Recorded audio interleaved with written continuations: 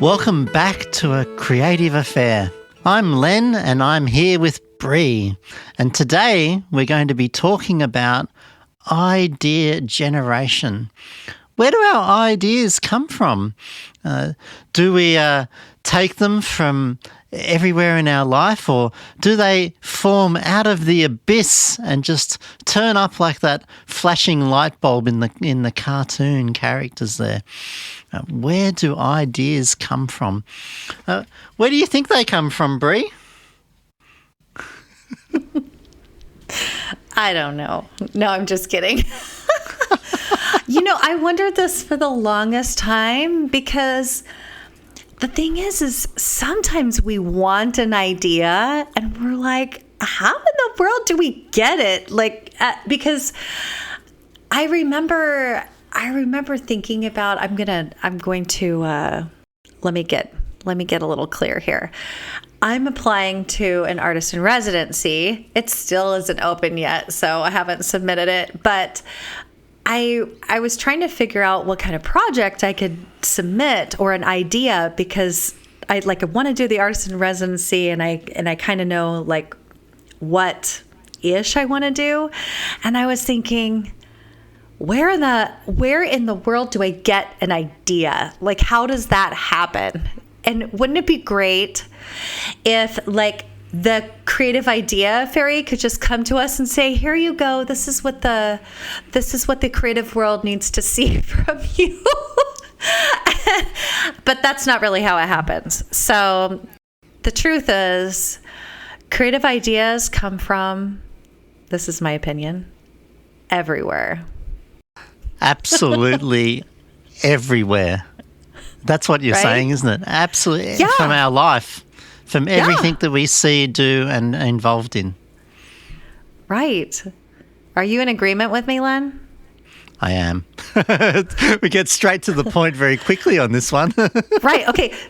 Show's over. You can all go home. Just kidding. We still want to talk about it. It's so true, though. Yeah. Yes. We think and have this imagination about and this idea of where ideas are coming from based on popular culture, some of the language that we use, and the reality, the absolute reality is that there is no one a method or way that they turn up that is very clear. Instead, what we've discovered is that the more in tune we are with the world and ourselves, the more present we are, the more ideas flow into us. That sounds true.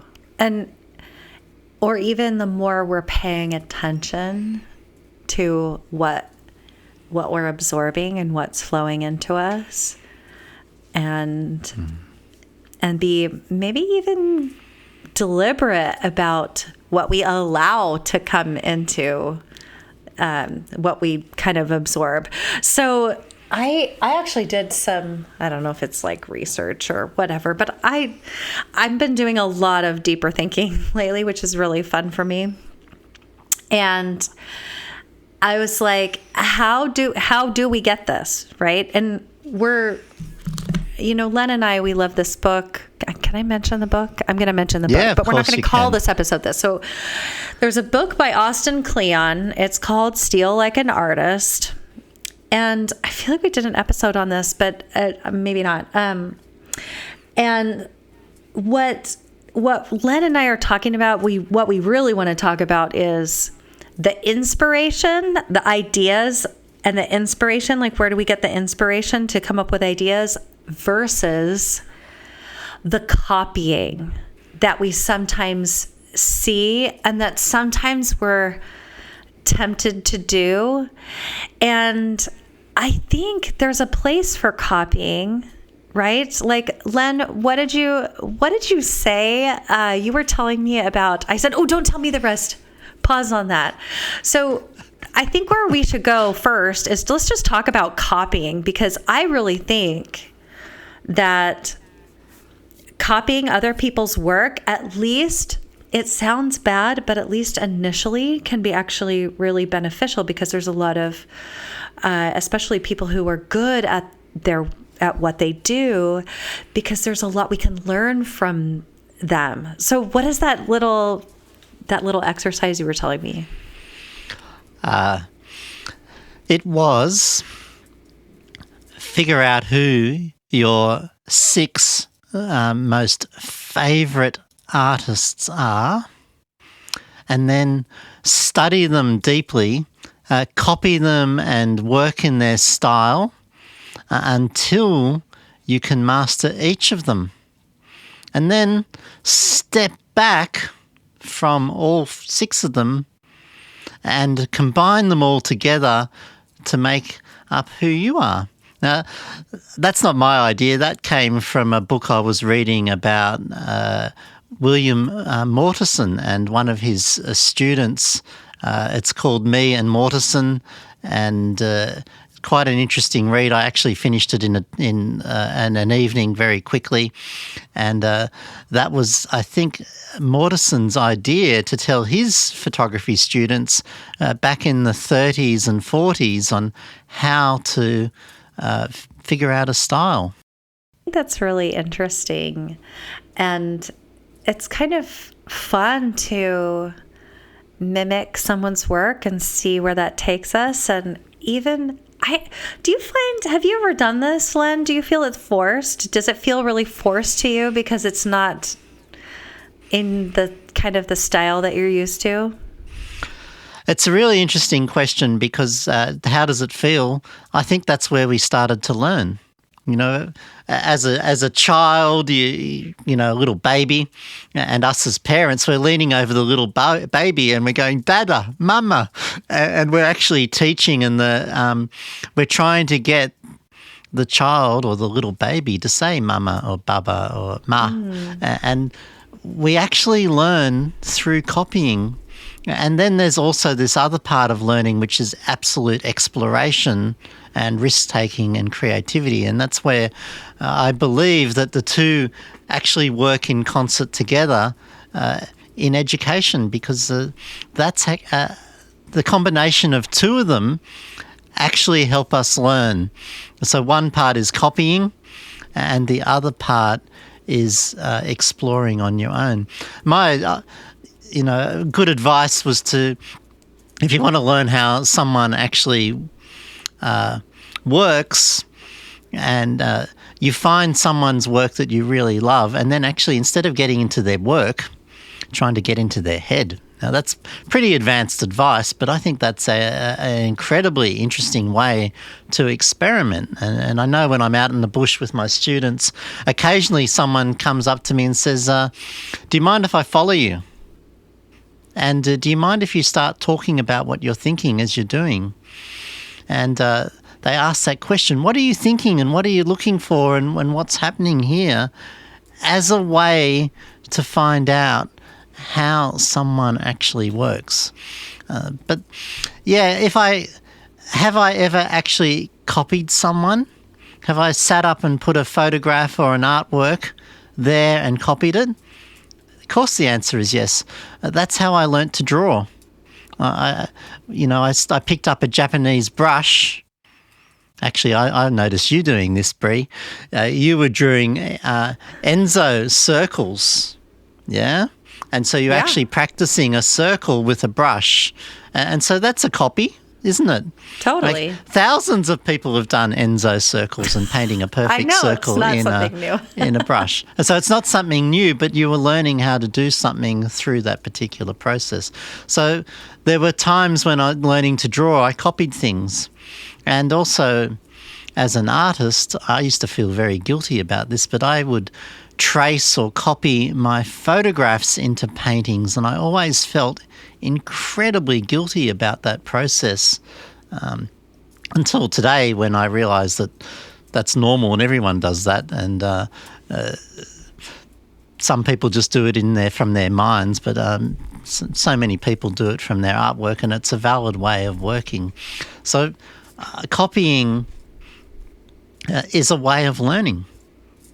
I think also what you're saying too is maybe it also depends on the intention, because if our intention is to learn and to grow so that we can move into creating our own, having our own ideas and creating our own work, that's one thing. But if the copying is more like, I can't do it myself, I have to do it this way so that I can look good, or whatever it is, then I would caution any artist that's thinking that way, first of all, because if that is your intention, there's no growth there.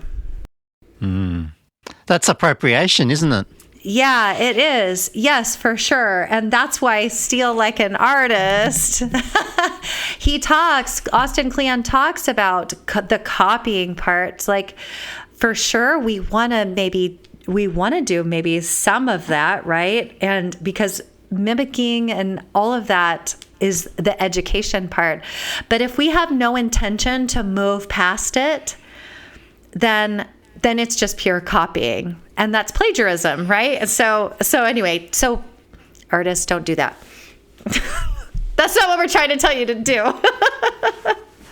Some of the linguistics behind this is quite difficult, and you know, I actually have trouble with his title, Steal Like an Artist. But Bree and I had a huge conversation before we came on air trying to find better words, and we failed at this. But when we get into his book, it's a fantastic book, isn't it? It's a really lovely book, and he says it's about taking little bits, these tiny little bits that inspire us, and using not the whole, but little ideas. And so the stealing for him is just taking little threads.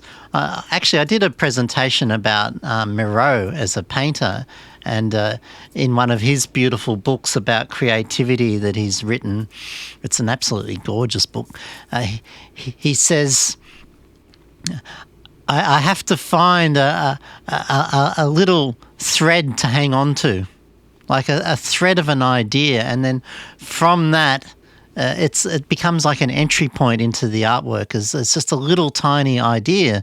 So when you're studying someone else's work, you might just take the colour palette and go, oh, geez, Bree, I really love those blues in the sand dunes, and I'm going to go and play with that as an idea rather than taking the composition. But you might just take the colour palette, or you might just take, oh, I really am fascinated by that angle of view. Maybe I should get down low. So you're taking little bits rather than copying the whole.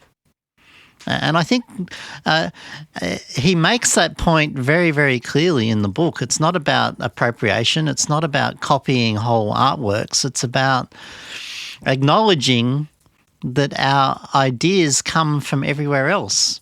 There's a very, very popular idea, and Susan Sontag talks about this, John Berger, that everything that we do is reference to everything that's come before us in art, that we can't help but be influenced by everything that we've seen and been involved in and experienced in our world.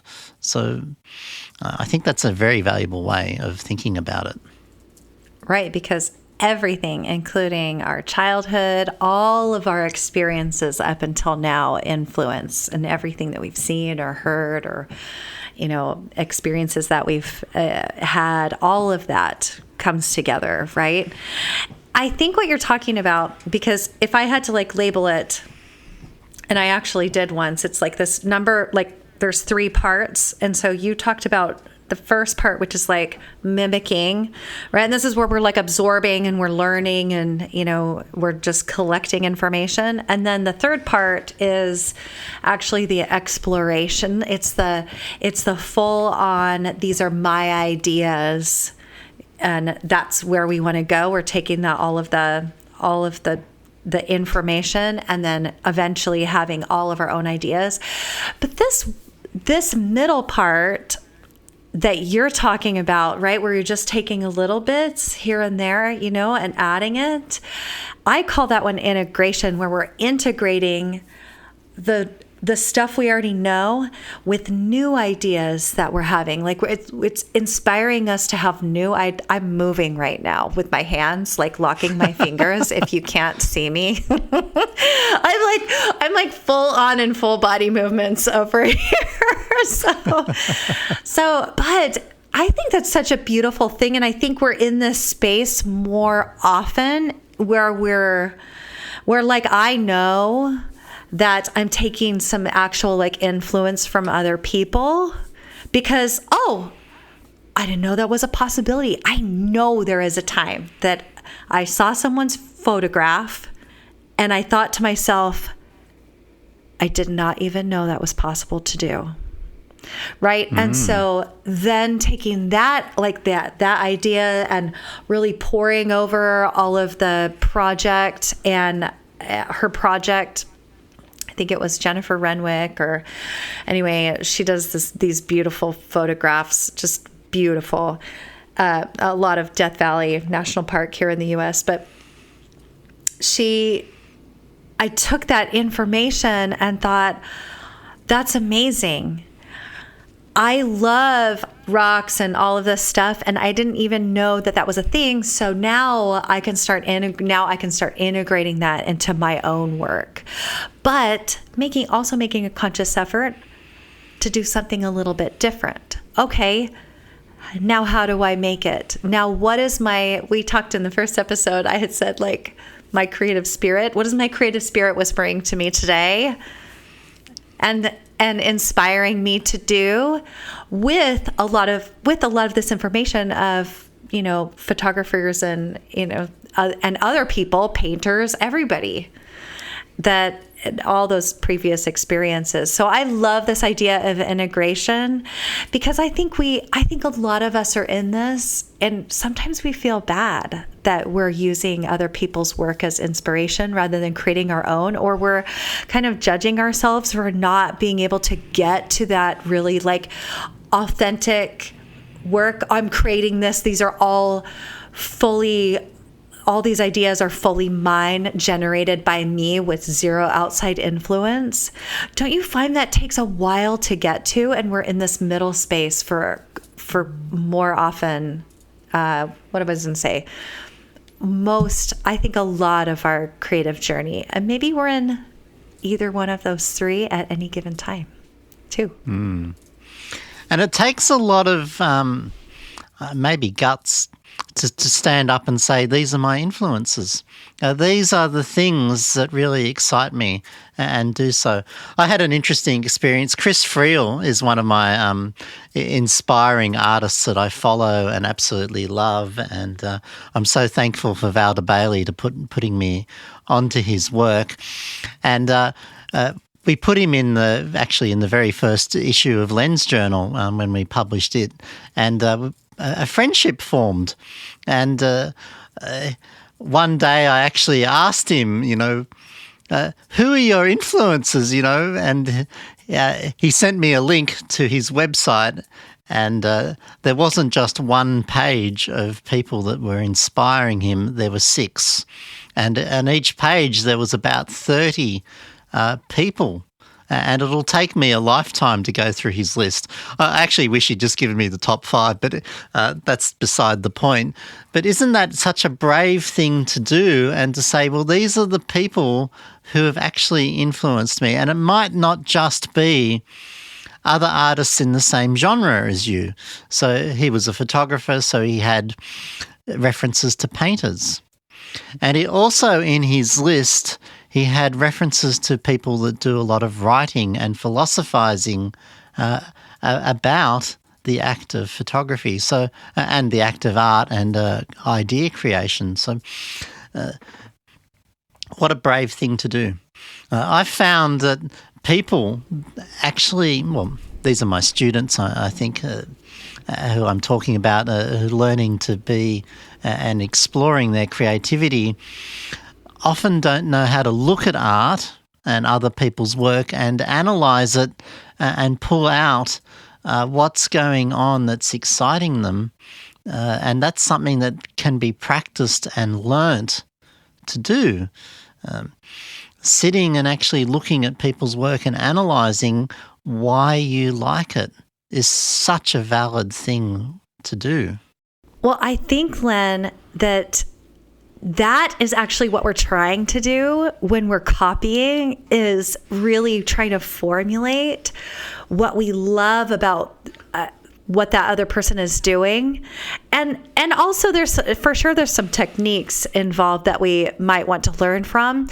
But for me, when I'm copying, because look, I'm going to be real. I do this sometimes, every once in a while. Like I have a video from a photographer that takes one of my images and step by step shows me how he processes it. I'm going to copy him because I want to figure out exactly what he's doing there, but I'm not going to use the image. Then I'm going to go back through and do what I want after I learn it, but I'm going to figure out what it is that I really like about it. I mean, I know it's my image, but even when I look at a painting, I'm starting to think more now, what is it that I really like about this? And how can I integrate it? These aren't real conscious thoughts, but this is what we're doing. How can I integrate it and use it as inspiration for my own work? And then I'm finding more and more. It's slow. It's slow at first. I'm finding more and more that I'm coming up with my own personal ideas. And they're few and far between, but they're growing. And here's what I know about creativity, Len. As we have those creative thoughts and we exercise that part of our brain that has all the creativity, and we start thinking of, start exploring that, we're going to get more and more and more. And that's how we grow it that way. That to me is really amazing. And so I'm going to trust myself to think of those authentic ideas more often in the future. This is exciting. It sounds like you're thinking of creativity as a skill that can be learned and developed through the process of practicing it. And as you get better at it, it becomes easier and easier. Am I reading that right, Bree? That's why we like you, Len. Yeah, I think that's a wonderful thing to know, that creativity, I mean, for sure there's a decent amount of us that are born with like certain ideas and creative ideas, but we can learn these things. We can learn to be more creative. And if you want to be more creative and have more creativity in your life, this is definitely a learned thing, and that's really fabulous. And guess what? It all starts with copying. So we give you permission. Everyone out there, we give you permission to go copy your favorite people, but not take their ideas as your own. That's right. Don't appropriate them, but take the bits that actually work for you, the bits that you're attracted to, the bits that excite you, the bits that capture your attention. I spend a huge amount of time buying photography books and art books, collecting artists' books, and I spend time staring at them. And when I'm flicking through, if an artwork doesn't do it for me, I don't even bother. I turn the page and I go to the one that captures my attention, and I sit and stare at it. And I think about what it is that's really exciting me personally about it. And it's really interesting, Bree, if you and I both stared at the same artwork together, we would both have different things. We would see different things in it for each of us. And so what we would think its influence would be to each of us would be very, very different if we bothered to explore that. And that's such a beautiful thing about that, is that we think, we're copying, when in reality we actually only see what we can see and what we know to see, and those things are influencing us. So it's an educational process, isn't it? I can't think of a better thing to educate myself on. It's so fun. It's so fun. It's really, I've loved this work. I think I said this in our last little catch up or our first one, that I just love this work. It's really amazing. And I'm always looking for some inspiration. In fact, if I feel a little stuck, I'm going to go look for some inspiration to infuse some new creative ideas. So. Do you know, Bree, that's part of my workflow, the way I think.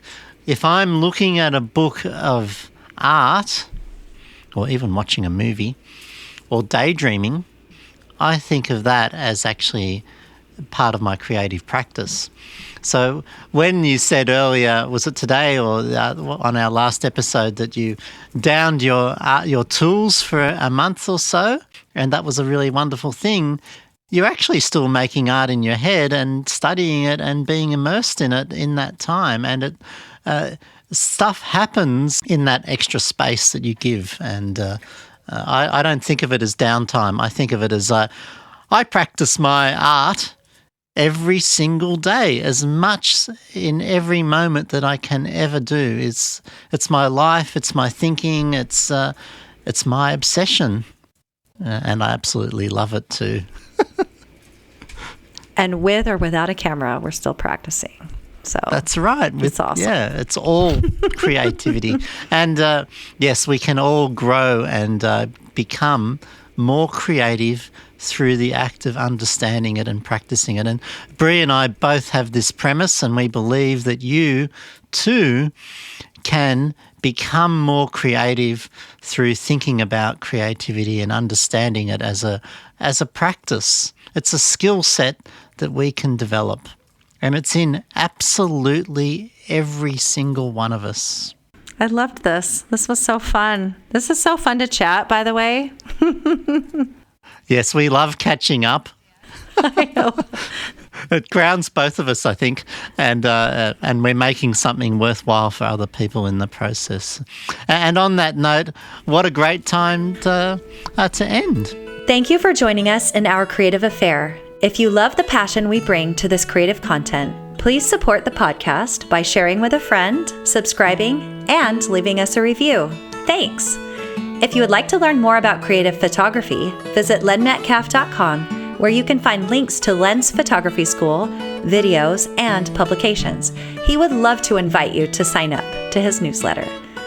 To find out more about my work, including my photography and mentoring in my Creative Confidence group coaching program, visit creativemindscoach.com. Thanks, and see you next time. Bye.